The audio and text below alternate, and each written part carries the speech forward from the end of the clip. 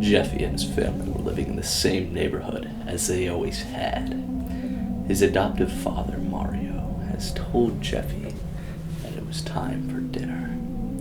"Daddy, I truly hope that our dinner tonight isn't green beans, as though I highly dislike them." His father then replied, "Oh, Jeffy, it will be quite the surprise." Jeffy was hoping that his father had maybe changed his way and would stop feeding him green beans and maybe let him have a schmeckle of maybe some pizza. Although he never accepted his father's food and stole something else most of the time. Mario then came back and placed a plate of green beans in front of him. "Here you go, Jeffy. Eat up." Jeffy was absolutely infuriated by the fact that his father had given him green beans.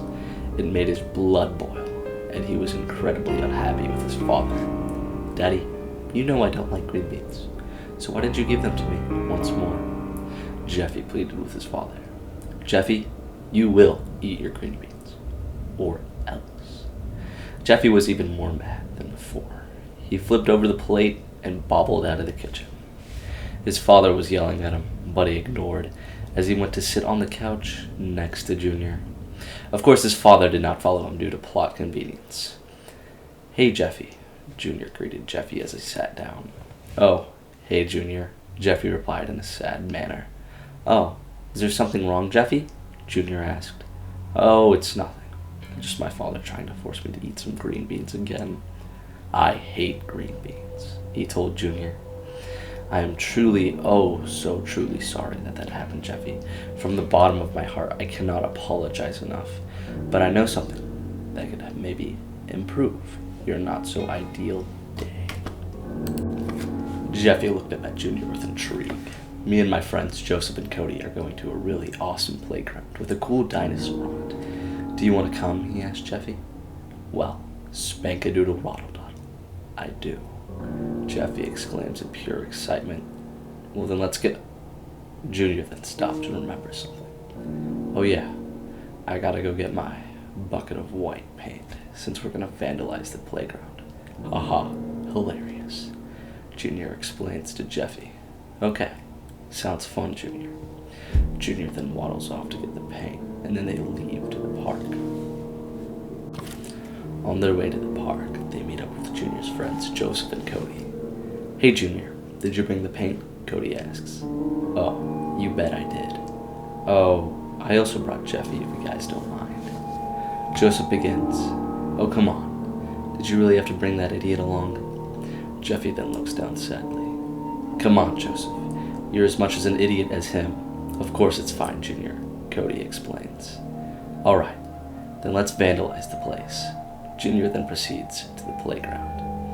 "Alright, where should we start first?" Ooh, the monkey bars, dude. The kids will get paint on their hands," Joseph answers. "Great idea." Junior and Joseph go before Cody says, "You realize the paint will have dried by the time any other kids get here." "Not if we watch it won't," Cody sighs. Joseph and Junior then paint the monkey bars. "Okay, what should we do next?" Junior asks. Ooh, can I go next?" Jeffy asks Junior politely. "Of course, Jeffy. Where should we paint?" "On the slide," he replies. They then proceed to go over to the slide, where Junior shows Jeffy how to paint. "Okay, so what you gotta do is put the paintbrush in the paint bucket like this." Junior then proceeds to put the brush in and drizzle it with paint and then release it. "Oh, so like this." Jeffy then proceeds to put his whole hand in the paint can. "No, Jeffy, not your hand, the brush," Junior says in annoyance. "Oh, okay, then let me just get it off real quick." Jeffy then proceeds to shake his hand and the paint splatters all over Joseph, ruining his brand new shoes, which were not explained earlier. "You idiot. You just ruined my shoes. I paid so much for these." Joseph was absolutely fuming. "Oh, I'm sorry, Joseph. It won't happen again," Jeffy tries to explain. "No. You will pay for what you have done, Jeffy." Joseph then proceeds to take the can of paint and spill it all over Jeffy, drenching him in nothing but white paint. "Ah!" and Jeffy shrieks as the paint slathers him and burns his eyes. "Joseph, why did you do that?" Junior exclaims. "I needed to teach him a lesson," Joseph tells him. "No, you idiot. You could have done that in a less lethal way," Cody tries to tell him. But before Joseph can do anything else, Jeffy then thrashes around and tries to hit Joseph. He then ends up punching the can of paint with the might of 1,000 suns. The paint can, with Joseph behind it, zooms off the playground equipment and hurls Joseph like a cannonball and lands on the concrete. Joseph, now covered in paint, was dead. "Oh my God, what do we do?" Junior screams. "Call 911, of course. What else are we going to do?" Cody screams. Junior proceeds to call the authorities as Jeffy screams in agony and Joseph lies dead. 2 days later, Jeffy wakes up in the hospital, completely dazed, vaguely remembering what happened. As he is thinking, Brooklyn T guy walks in. Hey, Jeffy, is it?" "Ha, you took quite the shower there," Brooklyn T guy said with a fake laugh. "Your little bath got someone killed. Heh, guess that's not a great joke." Jeffy sat in silence. He was on the verge of madness, but barely keeping his cool. You've been out for a few days. Want anything to, eat?" Jeffy responded. "I would love something." Brooklyn T guy then left the room. Jeffy noticed he was still covered in paint, there to haunt him every time he looked at himself. Learning that he had took a life had not made anything better. Maybe he might have even liked it. His thoughts stopped abruptly as Brooklyn T guy entered back into the room. "Hey, so, we didn't have much, so this is all we can give you." Jeffy stared in horror as he watched a plate of green beans being served to him. His mind had snapped. Green beans had started all of this, and he absolutely hated them. And this doctor dared to serve them to him. "I hate green beans." Jeffy threw the plate towards Brooklyn T guy, which he dodged. "Calm down, kid. I did." "No. You calm down for serving me this crap. How dare you?" Jeffy then began to pick up all the spilled green beans and shove them all down Brooklyn T guy's throat. He then started choking, trying to beg for help, but it was too late. He was as good as dead. Jeffy then escaped through the window. Jeffy had finally found his way home, deep into the night.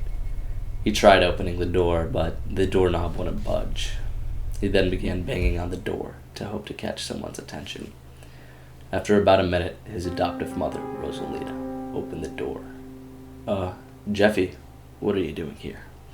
You weren't supposed to be out of the hospital right now, and how did you even get here?" Jeffy ignored the question and asked, "Where's Daddy?"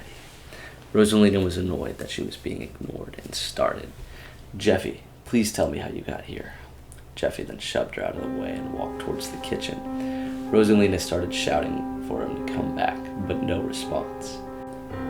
He then reached the kitchen and began looking for something. Opening one of the drawers, he found it, a red marker, and then started for the bathroom. Once he reached his destination, he took off the cap of the red marker and started drawing around his lips to make it look like he had a permanent smile.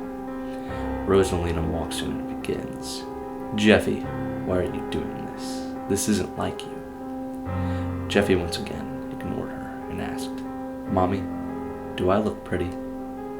Rosalina was taken aback by the question and responded, "Oh, of course." Jeffy didn't believe her for a second. "I know you're lying, Mommy." "Don't be silly, Jeffy. You look fine." Jeffy was mad at her continuous lying. He then lashed out and scribbled her face with red marker. Red marker looks kind of like blood, so she has blood on her face, so that means she bled out, and she lied there dead. Junior was upstairs sleeping when he heard her screams. He didn't know what was going on, so he went to investigate. He looked around until he found her body. He screamed and ran back into his room. He then started to call the police. "Hello, 911, what's your emergency?" I found a dead body in my bathroom." Junior stopped as he had heard his door crack open. He didn't know what to do, and he completely froze. "Want to see my pencil?" Jeffy says in a soft voice. "Hello? Hello, are you still there, kid?"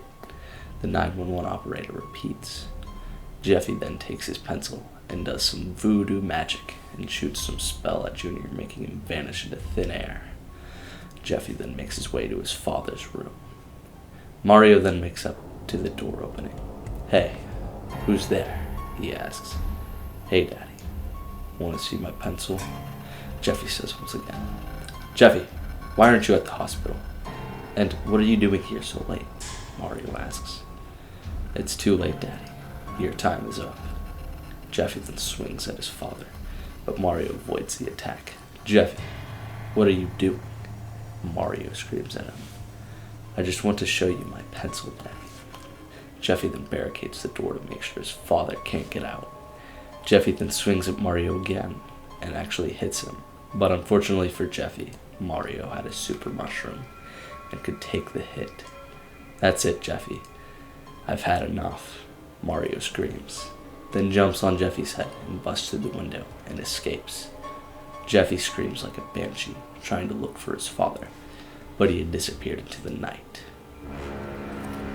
Legends still say that Mario has still hid from Jeffy, and on the rampage looking for his father, has killed many, many innocent people.